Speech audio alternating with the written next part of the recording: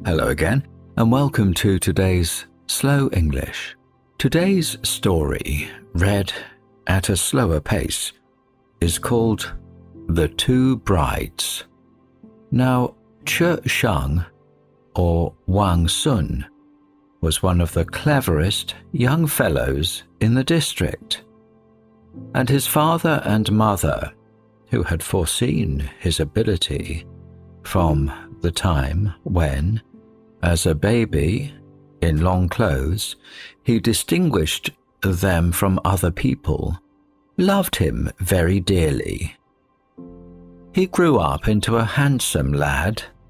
At 8 or 9, he could compose elegantly, and by 14, he had already entered his name as a candidate for the first degree, after which his marriage became a question for consideration. Now, his father's youngest sister, Niang, had married a gentleman named Chang Tzu Chao, and they had a daughter called Kuei Su, who was extremely pretty, and with whom Che Shang fell deeply in love, being soon unable either to eat or to sleep. His parents became extremely uneasy about him and inquired what it was that ailed him. And when he told them, they at once set off a matchmaker to Mr. Chung. The latter, however, was rather a stickler for the proprieties, and replied that the near relationship precluded him from accepting the offer.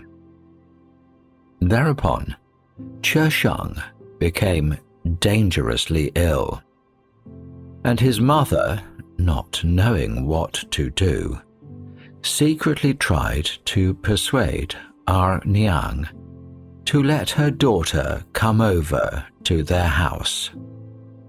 But Mr. Chung heard of it and was so angry that Che Shang's father and mother gave up all hope of arranging the match. At that time, there was a gentleman named Chung living nearby, who had 5 daughters, all very pretty. But the youngest, called Wu Kuo, was singularly beautiful, far surpassing her 4 sisters. She was not betrothed to anyone, when one day, as she was on her way to worship at the family tombs, she chanced to see Che Shang, and at her return home spoke about him to her mother. Her mother guessed what her meaning was, and arranged with a matchmaker named Mrs. Yu to call upon Che Shang's parents.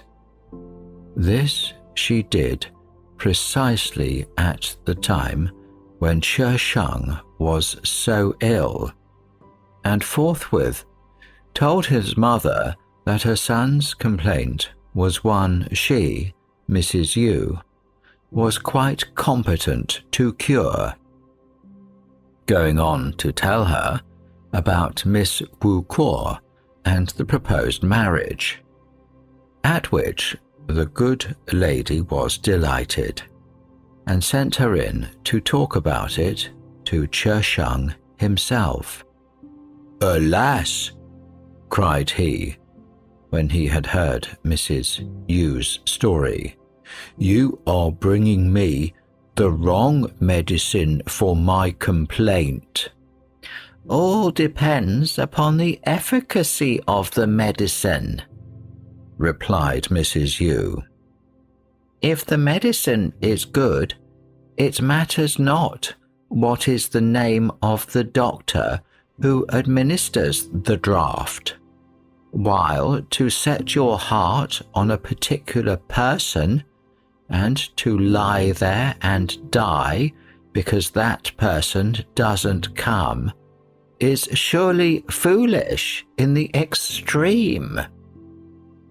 "Ah," rejoined Cheshang, "there's no medicine under heaven that will do me any good."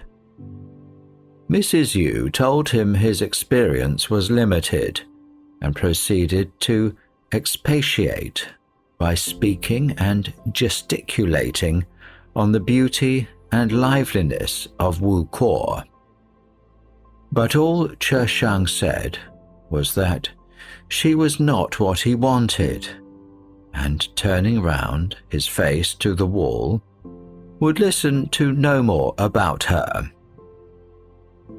So Mrs. Yu was obliged to go away, and Cheshang became worse and worse every day, until suddenly one of the maids came in and informed him that the young lady herself was at the door. Well, the story's getting very exciting now, and you can hear the next part very soon.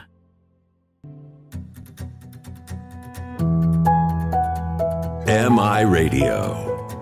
Hear it. Feel it. Love it. Now, the next part of the story. Immediately he jumped up and ran out, and lo, there before him stood a beautiful girl, whom, however, he soon discovered not to be Kuei Su. She wore a light yellow robe with a fine silk jacket and an embroidered petticoat, from beneath which her 2 little feet peeped out, and altogether she more resembled a fairy than anything else. Cheshang inquired her name, to which she replied that it was Wu Kuo, adding that she couldn't understand his devoted attachment to Kuei Sin, as if there was nobody else in the world. Cheshang apologized, saying that he had never before seen anyone so beautiful as Kuei Su, but that he was now aware of his mistake. He then swore everlasting fidelity to her, and was just grasping her hand when he awoke and found his mother rubbing him. It was a dream, but so accurately defined in all its details that he began to think if Wu Kuo was really such as he had seen her, there would be no further need to try for his impracticable cousin. So he communicated his dream to his mother, and she, only too delighted to notice this change of feeling, offered to go to Wu Kuo's house herself. But Cheshang would not hear of this, and arranged with an old woman who knew the family to find some pretext for going there, and to report to him what Wu Kuo was like.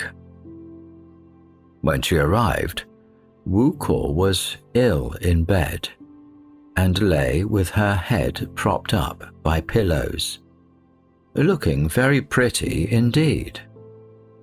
The old woman approached the couch and asked what was the matter, to which Wu Kuo made no reply, her fingers fidgeting all the time with her waistband.